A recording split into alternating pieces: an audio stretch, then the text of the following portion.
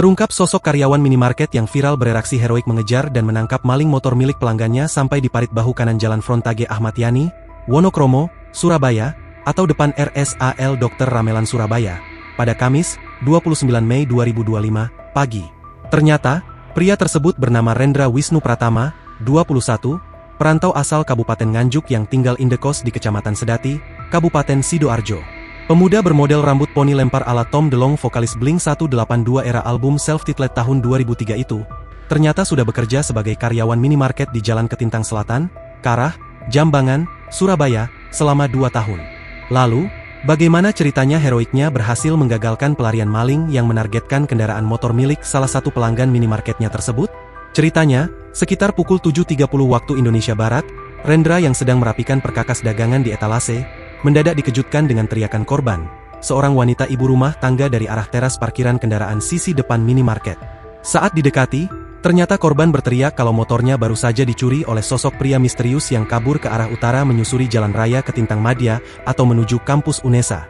Si korban mengaku sempat melihat gerak-gerik pelaku yang bertubuh gempal agak tambun membawa kabur motor Honda Scoopy berkode wilayah huruf AG miliknya, menyusuri jalanan tersebut. Mendengar kesaksian tersebut, Rendra yang tak ingin kehilangan jejak si pelaku, lantas bergegas mengajak 2 orang temannya sesama karyawan minimarket untuk ikut mencari pelaku. Ia meminta 2 orang temannya berboncengan 1 motor untuk berkeliling di rute Jalan Ketintang Madya yang memasuki permukiman padat untuk mengepung rute pelarian yang akan dilewati pelaku. Sedangkan, Rendra mengendarai motornya sendiri lalu membonceng korban untuk memandu dirinya selama melakukan pengejaran. Berdasarkan pengamatannya, Rendra melihat bahwa si pelaku eksekutor pencurian motor menggeber motor curiannya, diikuti seorang pemotor Honda Beat lain yang diduga kuat teman sesama komplotannya. Tepat setelah melintasi perlintasan rel kereta api, Rendra berhasil menyalip motor pelaku, berusaha beberapa kali melayangkan tendangan ke pelaku. Ternyata, tendangannya berhasil menumbangkan motor pelaku hingga ambruk. Namun, bukannya menyerah, si pelaku lantas kembali bangkit, dan bergegas melanjutkan pelariannya dengan cara berlari. Beruntung memang, teriakan Rendra yang begitu kencang membuat para pengendara dan warga sekitar yang berada di dekat RSAL Surabaya, bergegas membantunya menangkap si pelaku. Rendra menganggap, si pelaku salah memilih rute pelarian, mengira dapat menghilangkan jejak dengan melintasi halaman kosong yang dipenuhi semak belukar di sana.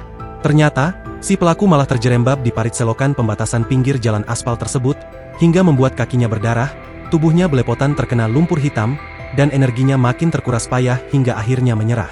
Ditanyai mengapa Rendra begitu berani mengejar dan menendang pelaku maling motor yang kabur. Ia mengaku, dirinya cuma berusaha semaksimal mungkin membantu salah satu pengunjung atau pelanggan minimarketnya agar bisa memperoleh kendaraannya kembali. Selain itu, Rendra juga mengaku bahwa kemampuannya untuk melayangkan tendangan, maut, ke arah pelaku yang kabur menggeber motor curiannya tersebut, juga bukan sekadar karena terpantik rasa emosi melihat kelakuan si maling motor. Melainkan, Rendra melakukannya dengan ancang-ancang khusus yang dipelajarinya selama mengikuti seni bela diri pencak silat tunas putih, agar tendangannya senantiasa bertenaga hingga berhasil menumbangkan pelaku. Download Tribun X sekarang, menghadirkan lokal menjadi Indonesia.